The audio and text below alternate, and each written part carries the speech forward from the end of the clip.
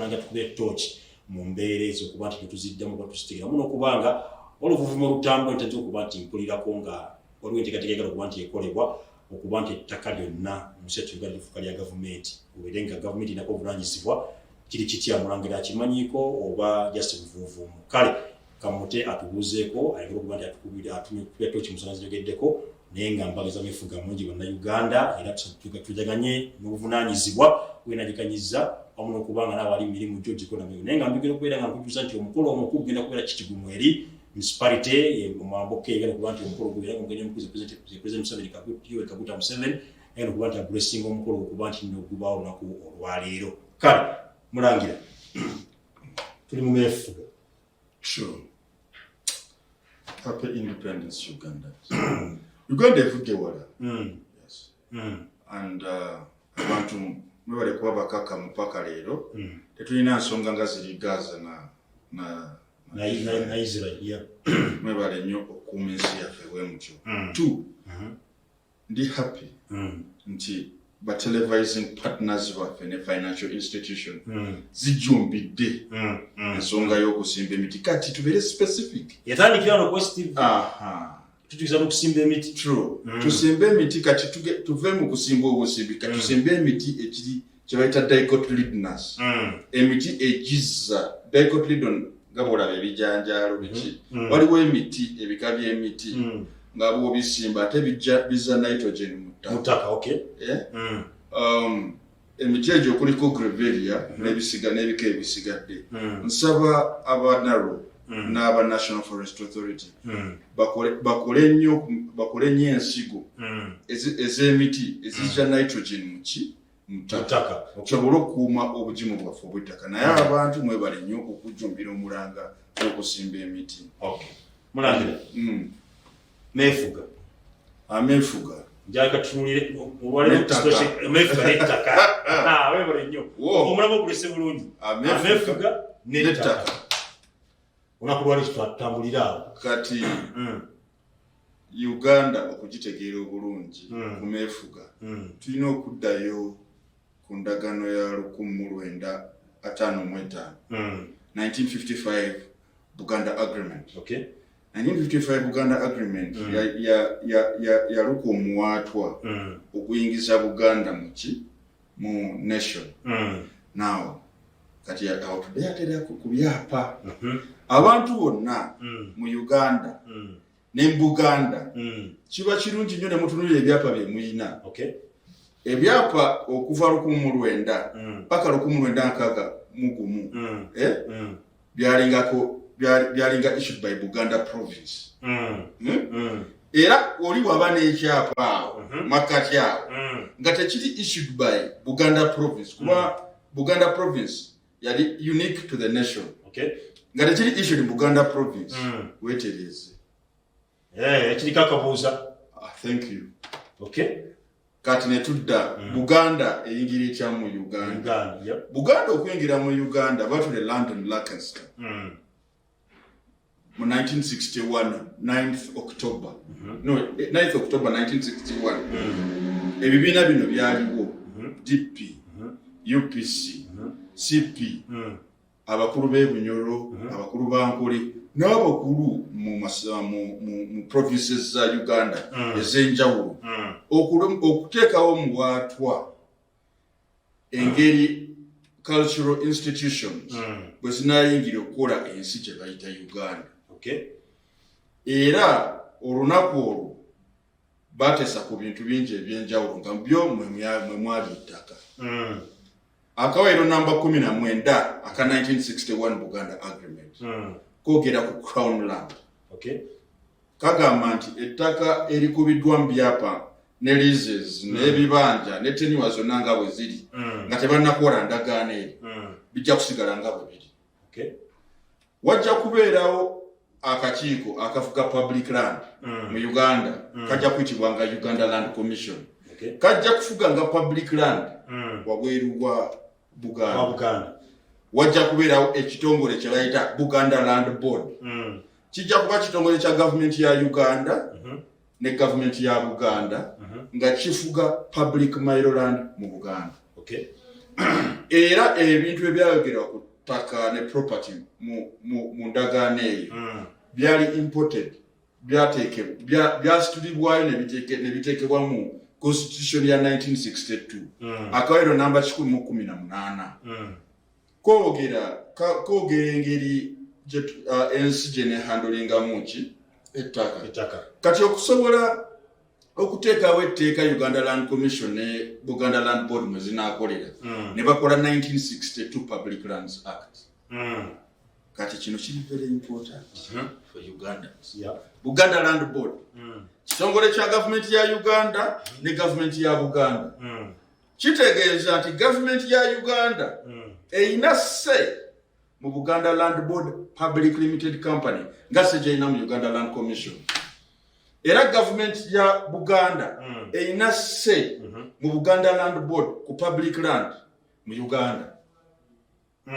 Now ensi netambula paka 1966 waliwo personal issues makati ga Dr. Apollo Milton Obote n'omulangira Edward Mutesa eyali kabaka wa Buganda. Upheaval eyo nereeta havoc wabakuba olubiri n'ebitundu ebisigadde. Kati government eri gye basooka okukola under the constitution negenda nefuuka dismantled netaganju. Kati wefuuka dismantled Obote neyekobana ne lawyer bamuyitanga Godfrey Binaisa. Godfrey Binaisa single-handedly n'akola constitution naddira n'akola 1967 constitution nateekamu akawaayiro namba 118 gakakwata ebintu by'abantu abalina omukago n'obwakabaka n'ebintu by'obwakabaka n'abiteeka mu gavumenti compulsory confiscation ebyo badde oyogerako mbu gavumenti erowooza okukwata ettaka eritwala people. Uganda ebadde messed up getting messed up by lawyers. Binaisa Godfrey bamuyitanga senior counsel Queen's Council. Mu 1967 yakyusa constitution n'akola ebintu bye yateekamu. By 1969 abantu bali batandise okwekola obumulumulu nga batandisewo obubiina bw'abaleekera nga kiva ku ttaka. Kino kyemulaba egazi kyatandikanga bino abantu beboogera ebyekijegajega mbu ettaka lyonna lya gavumenti. Eno yensi yokka gye ndaba abantu nga bali professional nga bayita ba professor ng'ayogera ekintu nga tamaze ku analyzinga social, legal, economic, political and technological risk eryembedde mu ekyo kyayogera. Tujjukire nti Uganda yo abantu bagiraba ng'ensi naye Uganda continent erina ensi ez'enjawulo eziri divided into regions by tribes that even have their leaders. True. Uganda in a different cultures. Buli ensi webeera ne different cultures balina attachment ku ttaka kubanga ekintu ebiri culture babikolera ku ttaka. Kati gwe bw'onoogamba nti ettaka lyonna eriri mu Uganda lifuuke lya gavumenti nga gwe bw'olowooza. First of all, constitution yaffe tekkiriza gavumenti kutwala ttaka ly'abantu bw'ekyo. Semateeka mwennyini. Semateeka. Singa etteeka lyonna likolebwa nga likontana ne constitution, etteeka eriba null and void. Kati nawunya baprofesa bano abamu engeri gye bava ne boogera ebintu bw'ebityo. Ebintu ebyo I mean, I'll give you an example. Ministry of Education presently has been misled. How? PTCs are closed. Wagizewo ne mandate egamba nti buli musomesa alina okuba ne university degree. Which is a very good policy.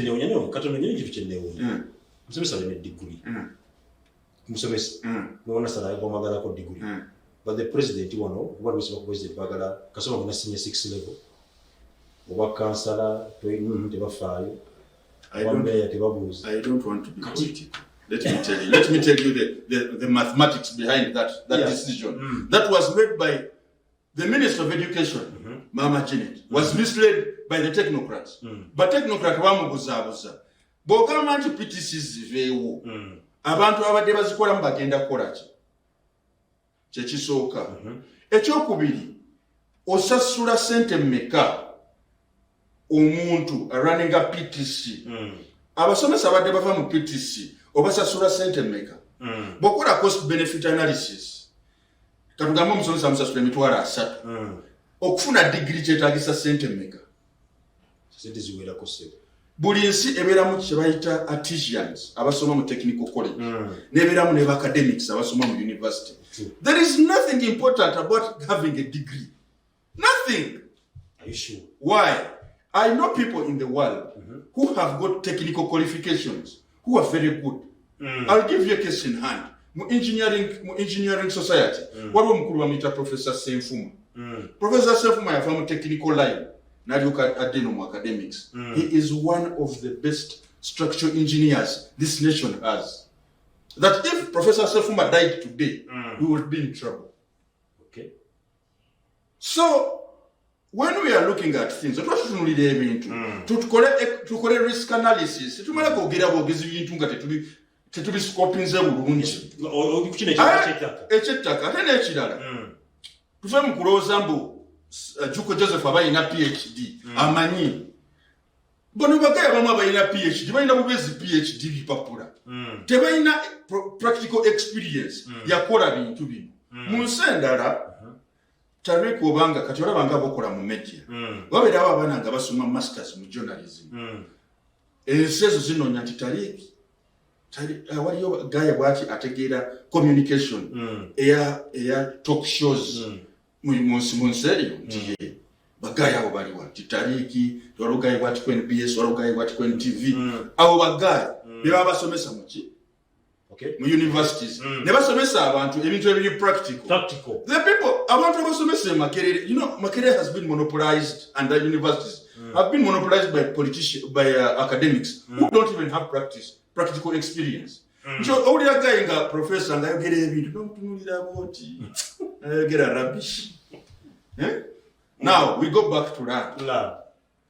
Bwe bakola binayisa lawyer kino kyenyi kyola kya public land kyatandika ne babinayisa binayisa tiyakola teeka eryo kubanga yali ayagala nnyo government ebire n'ettaka binayisa yali mulangira ng'obwomala bumugamba nti engeri obote gyagobye muteesa ono asobola okununda nze nembakabaka kati binayisa Dominion mwava mu family mwava bali ettaka lyabwe siringi nnyo nga bagaya abalala bali related to the kinship.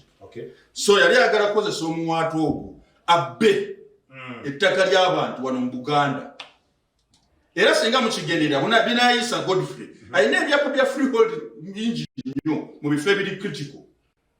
May his soul rest in peace, but binayisa was the thief. Gwe jagala ogende mu land ononye ebyapa bya freehold olabe beke ndiko Godfrey binayisa yonanga bibi mataka g'abantu. So yete take name for his self gains. Thank you. Kati mu 1969 ne batandika okukola obumulumulu obwo bwagenda mu nsiko ne badestabilizing Uganda. In fact mu Uganda mulimu ruling budgeta Uganda National Roads Authority versus Irumba and Megri ya 2015 ya Supreme Court. Abalamuzi ba Supreme Court bagamba bo baaliwo mu 1969 balaba ekiyinza okubaawo nga gavumenti yeddiza ettaka ly'abantu ku mpaka tebandiyagadde mu bulamu bwabwe baliwo kiwulira nti kizemu kwagala kuddamu kulaba mbeera eyo ngeri wano mu Uganda. Kati oyo professor agamba mbu ettaka lifuke public atuwe wisdom gy'akozesa okwanalinga ruling eri mu Uganda National Roads Authority versus Irumba and Megri labo bategeera. Now we roll down mu 1969 after making the 1967 constitution ne bakola 1969 Public Lands Act. 1969 Public Lands Act bagikola nga obuyinza bwonna ku ttaka eruwa Uganda Land Commission. Now 1969 eyo we tutandikira okufuna pate ku byapa bino ensonga eziriwo kati abantu abe mwita aba professor bani batasobola kusortinga ne batandika okukola freeholds nga situla ku mayiro. The problem has gone on until now, and everyone says, "Omanye nnaku zino ettaka zibu osanga ebyapa nga biri bitaano nga biri ku ttaka lye." And you know, people are in Ministry of Lands. Commissioners are people saying those stupid things. Then you ask them, what are you doing here? Do you deserve the office? Now, then people about 1969 Public Lands Act. Abantu abagezigezi batandika applyingira amataka g'abantu. Ne bakolako freeholds. Yes. Okay. Katika nkweli vinge example, one of the people taking advantage y'ekintu kino bamuyita Yusuf Kakumiri. Yusuf Kakumiri applyingira block 265 to 269 awo mu Lubowa na titlinga ettaka lya Yusuf Suna Kiwewa under Mitchell Courts and Uganda Company Limited. Anasiri yeyo kali ya titlinga nagende wa moli kiti omusamba na titlinga eka 708 nagende wa erinjiri nafumba na titlinga eka zisuke 13 nakirira side zene rugazi nayo na titlinga. Basically Yusuf Kagumire yakozesa etteeka almost okufula abantu abaganda landless. The problems we are having today, these guys bring all the titles, zivao. Okay.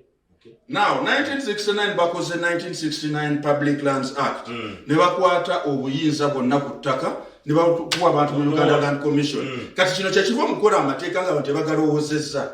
Abantu abali mu Uganda Land Commission tebalina magezi ga handlinga ttaka lino lya Mayiro. Why? Because singa balina amagezi ago bandibadde bateekawo strategy, policy and procedure convertinga Mayiro zino nezifuula freehold mu mannya g'abo baali bannannyini baago. Naye lwakubanga baali baagala abantu bafiirwe ebyobugagga byabwe batandika kugaba byapa bwe batyo jumula. Now, this is when the multiple titling problem was caused in this country. No philosopher has come out, Banobemugamba professor, to look at things this way. Kati, nechigenda bwe chityo mu 1971 ndoza Amini n'agwamba. Amini bw'awamba ne basigala nga bakola ebintu ebyekijigajiga weebityo. 1975 Amini got fed up. Nateekawo 1975 Public Lands Decree. Naggalawo Ministry of Lands. Kati, waliwo abantu mu Uganda kumanya bannayuganda bajjega. Waliwo abantu mu Buganda wano abalina ebyafa bya Mayiro nga bifa 1969 paka 1975 nga babi issuingiramu 10 eyo. Kuminso biraggalibwa 1969 Mayiro land yasizinga okubeerawo. Kati gwe ine ekyapa kya Mayiro nga kitandika mu 1971 72 73 wakifuna otyanga Mayiro zaali teziriiwo mu Buganda. Era basanga mu kooti nga bagamba I have a title. I have indefeasibility of title. No batunulira n'oyala bano. Mbasanga mu kooti mbakuba. Baleetaga papa omusajja azze mbakuba Luganda. Akado Minister of Lands. Agaddewo by 1969 Mayiro titles zaali ziri 6. Kati gwe bota n'ekyapa makati ga 1969 ne 1975 nga Mayiro yali teriiwo. Kati ebyapa ebisinga byolabye biri forged ebiriko private Mayiro.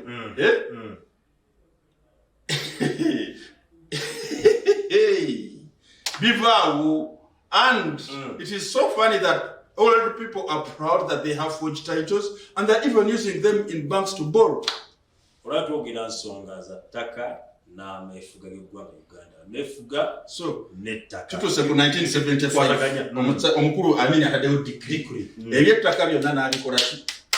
N'abigalawo. Katono nnyo tova kwesitivi katudde tuli ku decree y'omukulu omugenzi Idi Amin Dada wetukomye. Katukomye mu kyaffe ekyokubiri tubenga tuyongera n'ensonga z'ettaka n'amefuga y'eggwanga Uganda. Okuba kyekubiri kwesitivi olunaku lwa Amefuga omulundi ogwankaaga mugumu era ng'emikolo ebiri giri Kitgum municipality wano kuba nti bakolera emikolo eyo era ng'omugenyi omukulu ye President Yoweri Kaguta Museveni agenda kuba blessinga omukolo ogwo nga Uganda efuna obwetwaze omulundi ogwankaaga mugumu. Naku bali Amefuga naku lwa Buganda lw'okimanyi abantu singa muli waka waliwo omulabi waffe waneeno ayitibwa Ssenyondo Bashir musajja tava ku STV angambe tariki nkata nyamba nakuno lwa Amefuga kimanyi n'ensonga za ttaka naye mpisizeewo amazaalibwa g'omukyalo gulabwe ku screen yo Farida Nampiima omukyalo yonna nimanyidde mu trafficking ali awo akola ku nsonga z'okubya trafficking spokesperson waabwe ng'ayogerera ekitongole kya traffic agamba nti amwagaliza amazaalibwa amalungi olunaku olwaleero. So Bashise Nyondo ensonga yeyo fadya nampima onawoli bashise na kwageza amazali ba marungi kunaku neno olwa Amefuuga nabulidde myaka na biddakaawo era mukyala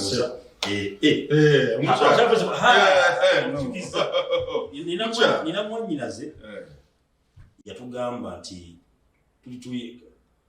tuli bana abalinzi basatu abalinzi tuli bana naye agamba nti butubanga tuliwo tetwogeranga myaka kubanga tuyogera emyaka gyaffe bategeerebanga ffe twesingako emyaka ndowooza ebiri kati agamba noyogeranga ejjammwe bajja mumanya kati bayegere temwogeranga myaka lwaki tebagala kwogera myaka abakyala nti bayina expire kati baflatingawo mu 20s.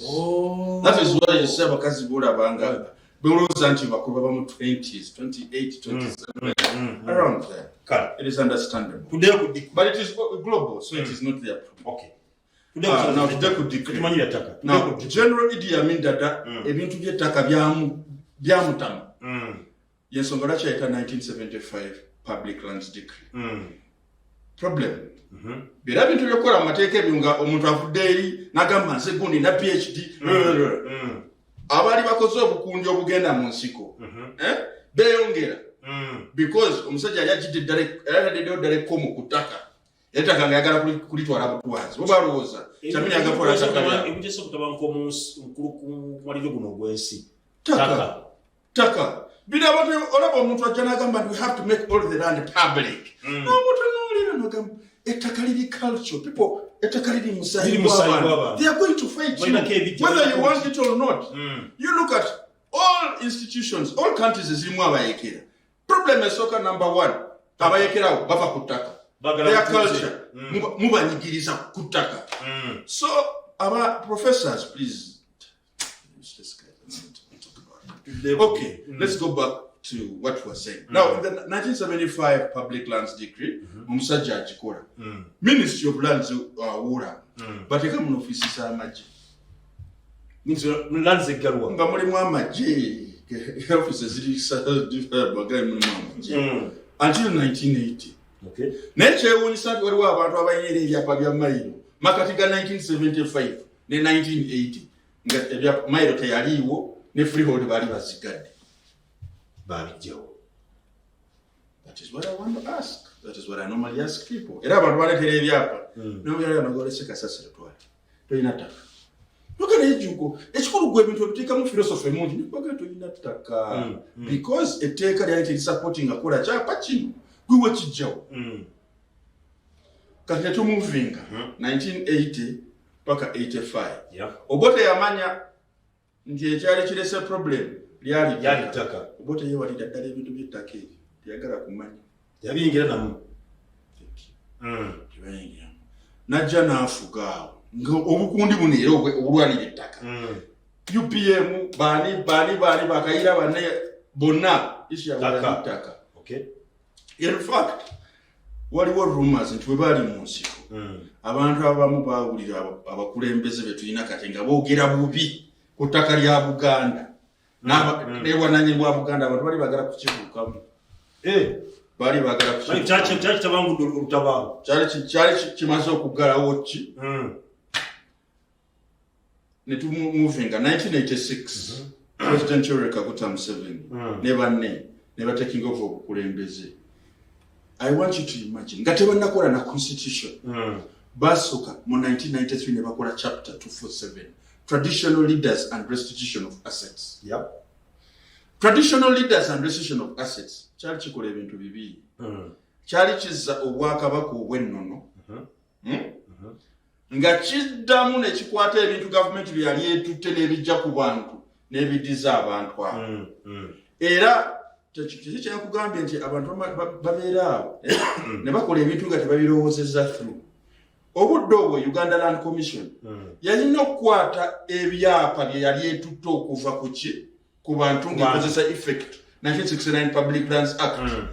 Neddamu n'ebirestatinga nga byogera mayiro zaani z'abali bannannyini baazo ne freeholds zankole ne grants ne leases n'ebisigadde.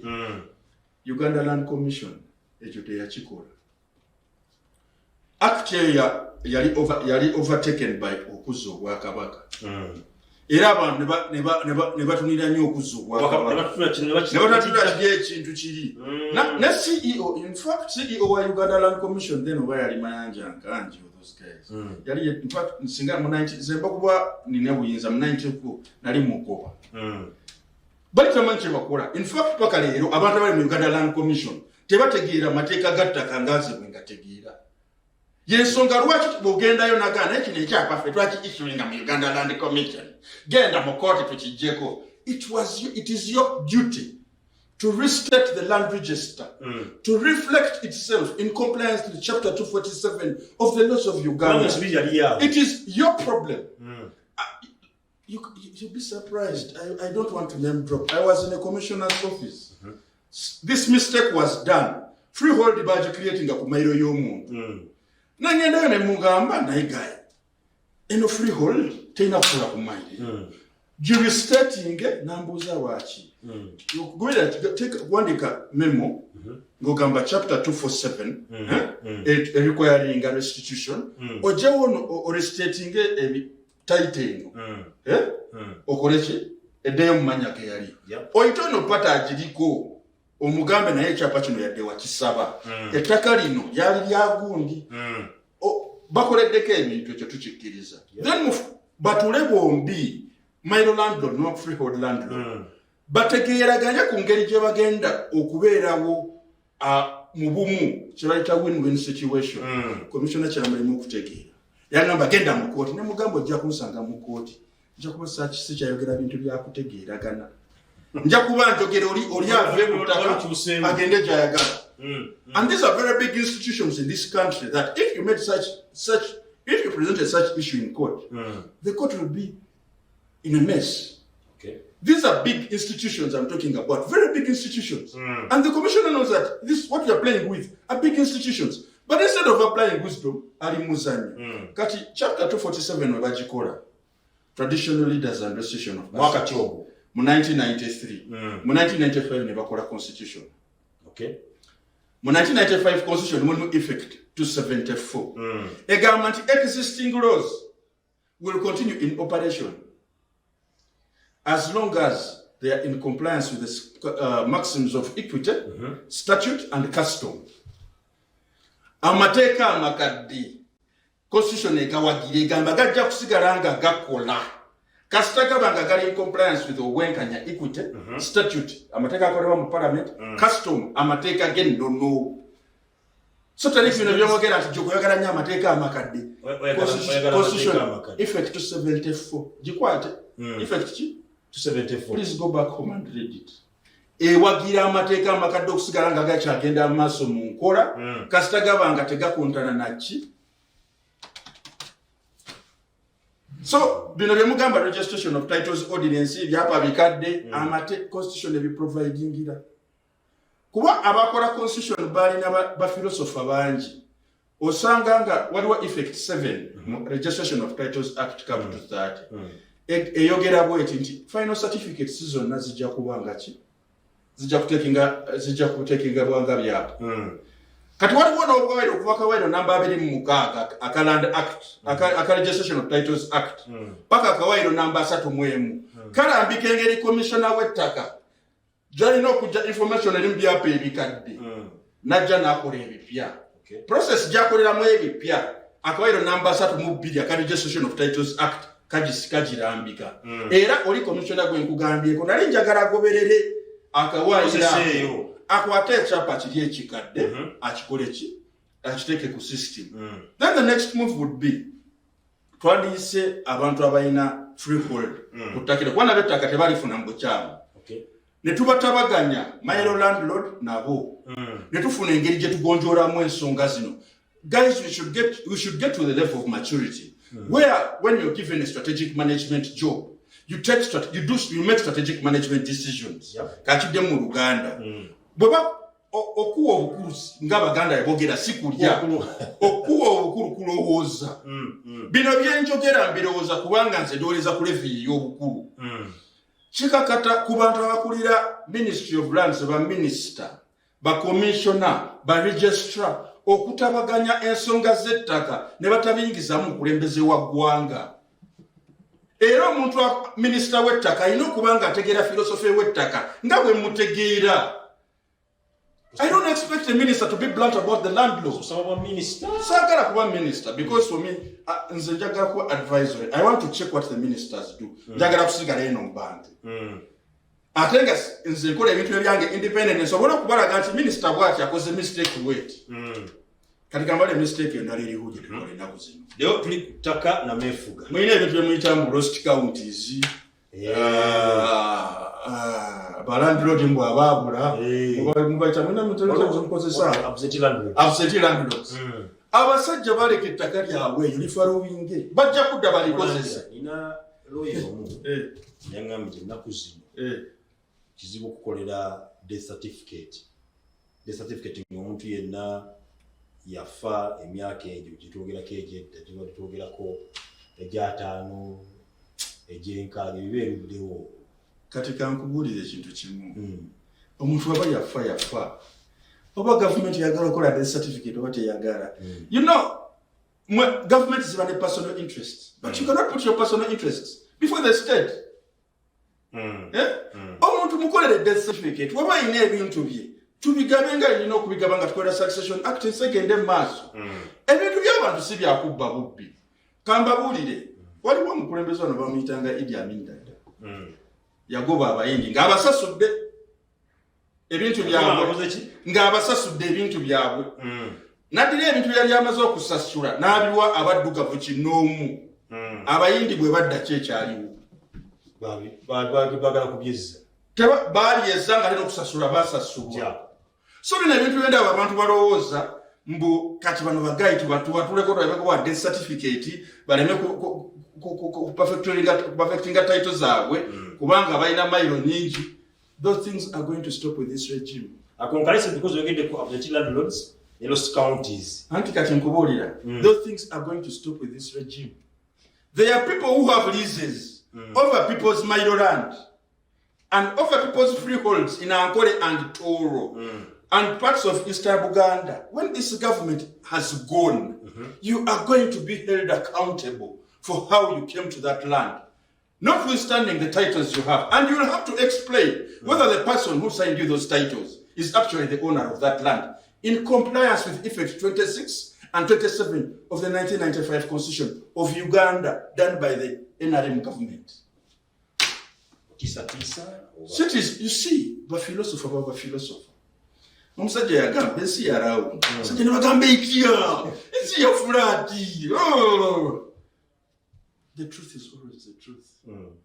As time went by, we all know the world is. Thank you. So, abantu barimo okuteekamu ezo false fallacies. Aleka mbabuulire. History will repeat itself through people. Abantu babeera ne calling. N'abanga asobola okumanya ebintu ebyaliwo 200 years ago nga wa myaka 2. Mulangira. Kubanga omanyi lwaki ennaku zino ebintu biwandiike. Ate records za Buganda, Ankole, Toro, Arua, Lamochi ziri archived in England. If you were interested in bintu bino nga you belong to some class, you'll get this information. That is why people ask, I bring you a copy of title certified by the company's house or by the Royal Archives in England. And I tell you, this is the guy's title. The title your guy. And everyone will look at it.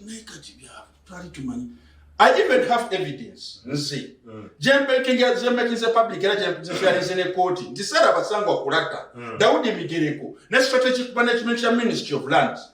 Backwater information, the compliant effect 68 of the Registration of Titles Act Capital 30, never touch take a computerized land management system. Uganda is spending at $21 million. Ogura computerized management system, but a record set Takamuchi, computer. The computer land management system is a fraud. Why? Because it doesn't carry the information that has the information from the old titles. It doesn't have details of grants, details of leases, details of FCs and MRFs, because the information was confiscated in 2014 by Sarah Basangwa Kurata, Daudi Migereko, the Obos, and people who are running Ministry of Lands then. The information so I'm not lying. I tell you to wait to cigarette to be now.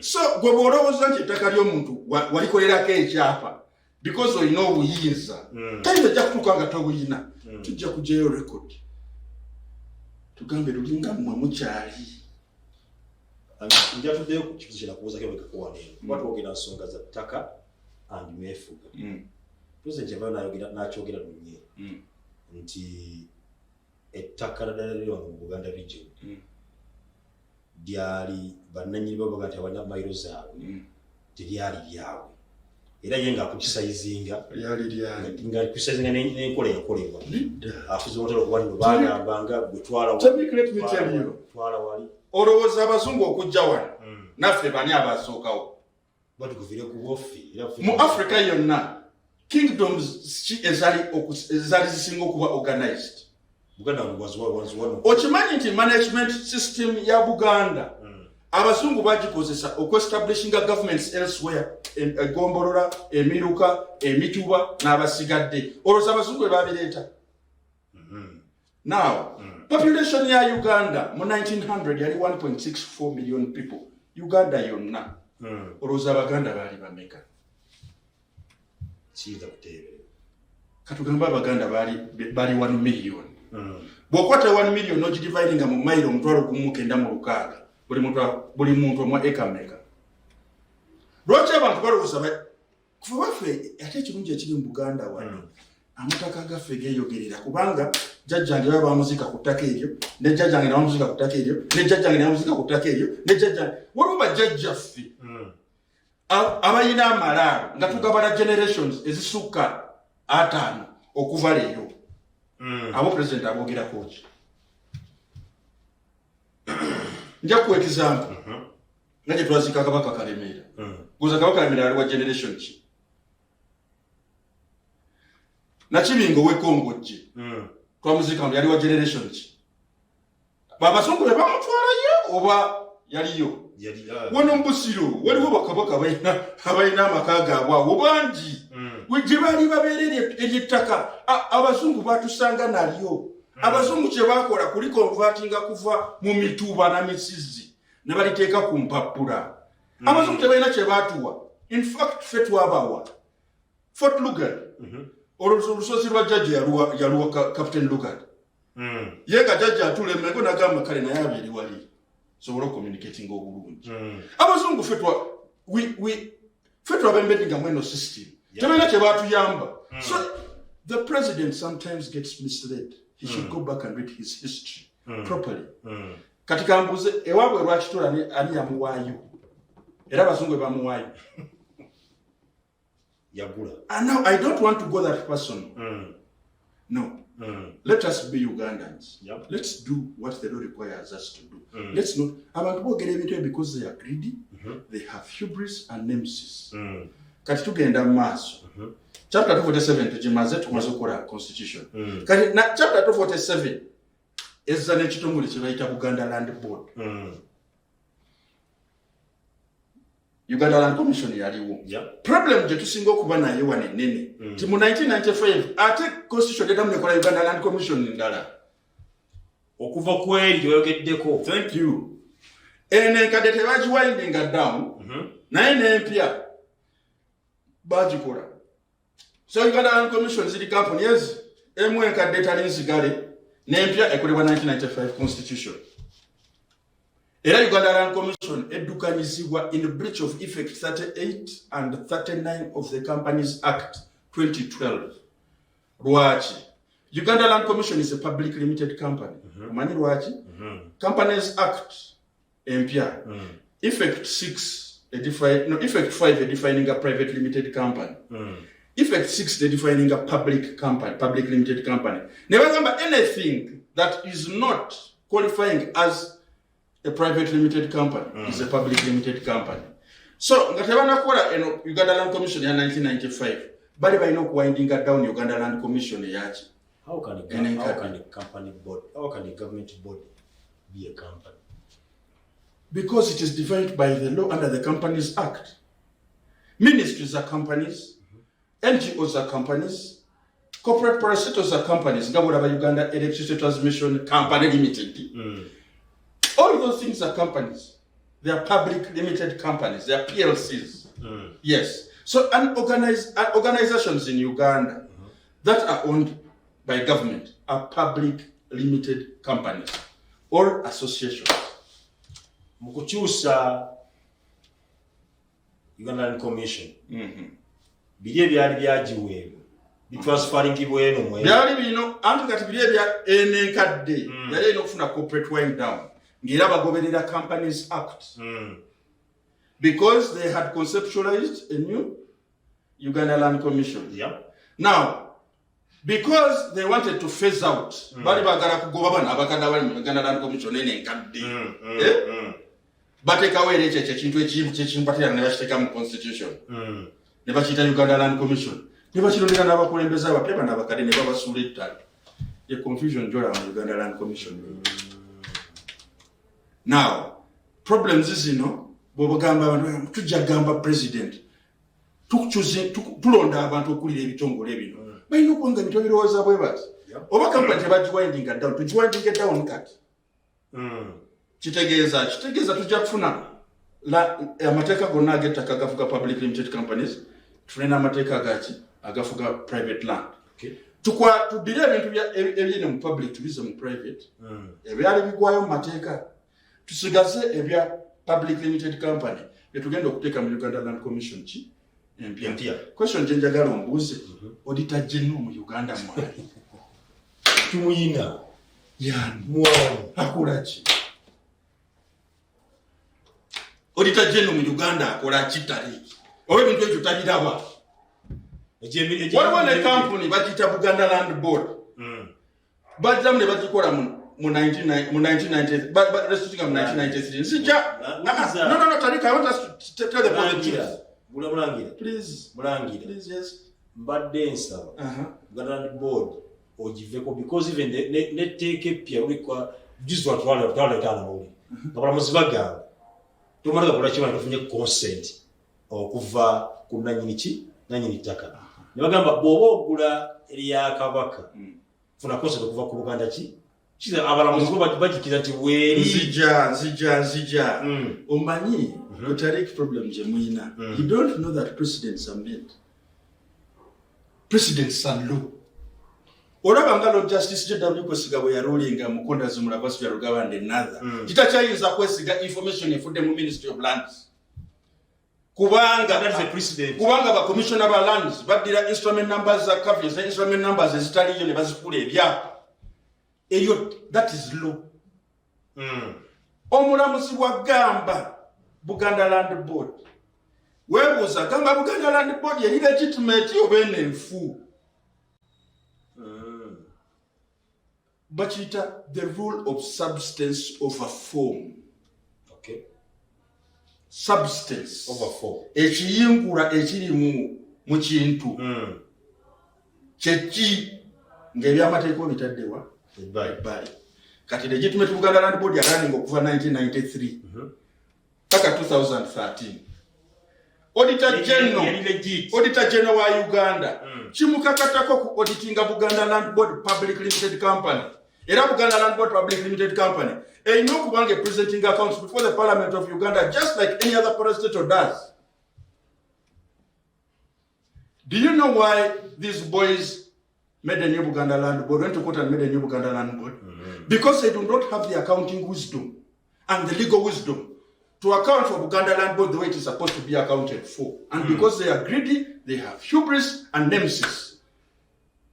You get what I mean? Yeah. It is the duty of the Auditor General of Uganda to audit a public limited company called Buganda Land Board because it is owned by two people, the government of Uganda and the government of Buganda. And Buganda Land Board is supposed to be run in consonance with the existing laws that are brought into the constitution by effect 274. Buganda Kingdom is supposed to be run in compliance with the annexure of the Buganda Constitution. That is a part of the 1962 Act. And now I'll take it to the nitty-gritties. Buganda ino kutulaga accounts buli mwaka. Buganda ino kuwa audited. Buganda ino filing returns. Mu government buli mwaka. Buganda is a public limited. Ino kulaba accounts zayo buli mwaka. Are you guys doing it? And when Joko Joseph talks about it, you guys say the guy doesn't love. I love the kingdom because I want it to be accountable. Okay. And I want you to understand, Buganda Kingdom is an entity that is managed as a company. But the obligation of your company, Buganda Kingdom is not going to get you meeting. Mulangira. Labye ensonga z'ettaka n'amefuga. Mulaga obuzibu obwakolebwa obw'enjawulo. Mu dakiika z'edde bubiri bwokka bwe buti. Ki ekiyinza okuba nti gavumenti eno ekola okuba nti etereeza bino bye tulaba ebiri ku ttaka. Ekibuuzo ky'obuuziza kirungi nnyo. Now we have a problem. Okikiriza nawe? Yeah. Problem eno tesoose wano wokka. Mu 2000 twalina problem mu United States of America. Companies baali bakola ebintu nga byolaba wano. Nga bakola ebyapa ku byapa ne babiwulira nako. Government, in fact, the International Federations of Accountants worldwide, yateekawo standard, accounting standard, ekkiriza okurestatinga ebintu okureflectinga amazima. Kino kye ngamba auditor general. Oba kitegedde nti waliwo problem ya Uganda Land Commission, Uganda Land Board, ebyapa tebabikola bulungi. The auditor general is supposed to put his foot down and say, guys, where are the accountant general? Where is the accountant general? Where are your accountants? We have these problems. We are going to restate them in line with this accounting standard. You don't even have to go to parliament. The accounting standard has already been established. Then they have to comply with the standard. Why? Because if at 154 to 161 of the Companies Act require all companies' chief executive officers and finance officers to present financial statements that give a true and fair view. Financial statements that give a true and fair view are prepared in compliance with the international financial reporting standards, of which the restatement standard is part. So if someone does not want to restate, he should explain. And he should not only explain to the Auditor General, but he's supposed to come to the floor of Parliament while presenting his accounts before PAC and give us reason why he did not comply with the restatement standard for errors that were pointed out by the Auditor General. That will solve the problem. It is not President Museveni, it is not President Museveni, it is not President Museveni. Because he's not in charge of these mistakes were done by you, correct them. For President Museveni, I even got him like this. They were done by the executives that said they should correct them with their Auditor General, Accountant General, and Attorney General Chidio Wachiwanka. And Keke knows I know these things, so if you want wisdom, you can come.